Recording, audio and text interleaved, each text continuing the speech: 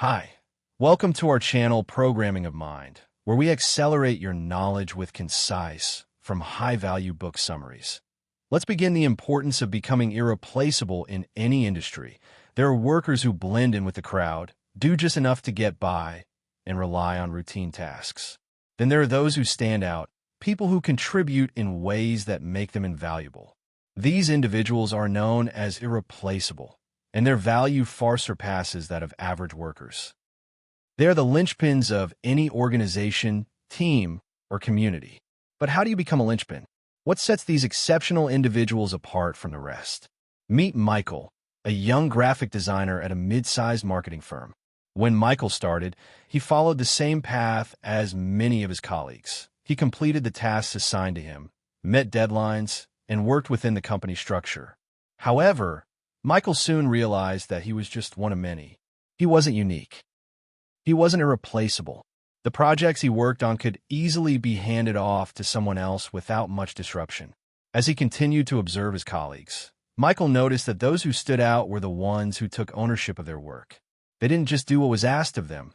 They added value beyond the basic requirements. They were creative, resourceful, and proactive. Realizing this, Michael decided to take a different approach. Instead of just completing tasks, he began to anticipate needs before they were even communicated. He started to develop ideas that were outside the box, offering solutions that no one had asked for, but which made the projects more impactful. Soon, Michael wasn't just seen as another designer in the office. He became a linchpin. His contributions were noticed, his role was cemented, and the company began to rely on him in ways they hadn't before. Becoming a linchpin is about more than just technical skills. It's about creating an emotional connection to your work and the people around you. Linchpins are not just employees. They're the lifeblood of a business or community. They bring passion, creativity, and energy into everything they do. The key to becoming a linchpin lies in recognizing your ability to offer something unique that others can't easily replicate. What makes someone a linchpin is not just a set of skills or qualifications. It's their attitude, their willingness to innovate, and their desire to make things better. They're not afraid to make mistakes because they know that mistakes are part of the process. Linchpins are driven by a sense of purpose and by the belief that their contributions can make a real difference. The shift from being replaceable to being irreplaceable of Michael's transformation from an average worker to a linchpin did not happen overnight. It was a gradual process, driven by his desire to stand out and offer value in ways others hadn't considered. This shift is crucial for anyone who wants to become irreplaceable in their role. It starts with a mindset change. Instead of seeing yourself as someone who simply executes tasks, you need to start thinking of yourself as someone who contributes ideas, solves problems, and builds relationships. The first step toward becoming a linchpin is developing the mindset that you are more than just an employee. You are an essential part of the team. This means taking ownership of your role and looking for opportunities to add value. Linchpins don't wait for instructions. They create opportunities and make things happen. They're proactive, not reactive, and they continuously seek ways to improve themselves and the work they do. Take Sarah, for example. Sarah worked as a project manager at a tech company. She was highly organized and detail-oriented, but she initially thought her job was just about keeping things on track. She made sure timelines were met and that resources were allocated efficiently, but her role felt somewhat transactional. However, one day Sarah realized that by thinking beyond the basic tasks and considering the bigger picture, she could make her team's work much more effective. Sarah began collaborating with other departments, suggesting new ways to streamline processes and building relationships with clients. Her work began to impact not just her immediate team, but the entire company. Sarah's shift from a task-driven mindset to a value-driven mindset made her indispensable. She had gone from being just another manager to becoming a linchpin in the company. Linchpins do more than complete their work. They take ownership of the results. They're the people who care about the impact of their work and understand that the work they do has far-reaching consequences. They do not see their role as a set of tasks to be checked off a list. Instead, they see it as a chance to make a difference.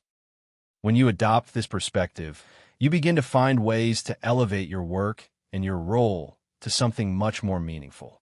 How to cultivate your inner linchpin to become a linchpin. You must first understand that this process involves continuous self-improvement and risk-taking. The most valuable workers are those who are not afraid to innovate, try new things, and step outside their comfort zones. A linchpin does not wait for permission to act. They take initiative, even when it means facing uncertainty. One way to cultivate your inner linchpin is by embracing the concept of creative work. Creative work is not limited to artistic endeavors. It's any work that involves thinking critically, solving problems, and adding something new. In any job, there are opportunities to approach challenges creatively, whether that's by developing a new solution to a problem, improving a process, or creating something completely novel. Take Jake, a software developer at a startup. Jake had always been a competent coder, but he didn't stand out among his peers. He spent most of his time solving problems as they arose, simply following the established protocols and coding standards. However, when Jake realized that he could offer more than just writing code, he could create more efficient, scalable systems, he started thinking differently about his work. He proposed new architectures that made the system faster and more reliable. Jake's work went beyond what was required. He started to build solutions that not only addressed the immediate needs of the company, but also positioned the company for future growth. His contributions made a lasting impact, and soon he became the go-to person for solving complex technical challenges. Creative work is at the heart of being a linchpin. It's about seeing the possibilities that others might miss, and then using your skills and knowledge to make those possibilities a reality. Creative work is about innovation. It's about taking what's already there and improving it or creating something entirely new. The willingness to take risks and think outside the box is what sets linchpins apart from the rest. The role of emotional labor in becoming a linchpin. Another key element of becoming a linchpin is embracing emotional labor. Emotional labor is the work you do that involves managing emotions, both your own and those of others. It involves being attuned to the needs and feelings of your colleagues, customers, or clients, and responding in a way that builds trust, fosters collaboration, and drives positive outcomes. In any role, there will be moments of conflict, uncertainty, and emotional challenges. Linchpins are able to navigate these challenges with emotional intelligence. They are able to stay calm under pressure, communicate effectively, and build strong relationships with others.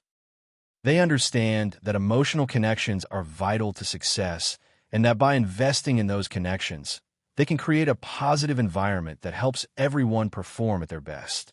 Consider the story of Emma, a team leader at a consulting firm. Emma's role was to oversee several teams working on high-stakes projects. At first, Emma was focused solely on managing the tasks and ensuring that deadlines were met. However, she quickly realized that the success of her projects depended not just on managing the tasks, but also on managing the team's emotions. There were moments of tension and stress, and Emma needed to find ways to keep her team motivated and engaged. She began checking in with her team members, offering support when needed, and encouraging open communication. By focusing on the emotional well-being of her team, Emma was able to create a culture of trust and collaboration. Her team began to work more effectively, and their success was a direct result of Emma's emotional labor. She had become a linchpin by investing in the emotional dynamics of her team. The emotional labor of a linchpin goes beyond just making people feel good. It's about understanding the emotions that drive performance. It's about recognizing when people are struggling, when they need encouragement, and when they need a challenge. Linchpins are able to navigate these emotional complexities in a way that inspires others and helps the entire team thrive. Becoming a linchpin is a choice ultimately. Becoming a linchpin is a choice. It's about deciding that you will not simply go through the motions, but instead, you will take responsibility for your work and your impact. It's about choosing to add value at every opportunity and committing to continuous self-improvement. Becoming irreplaceable doesn't happen by accident.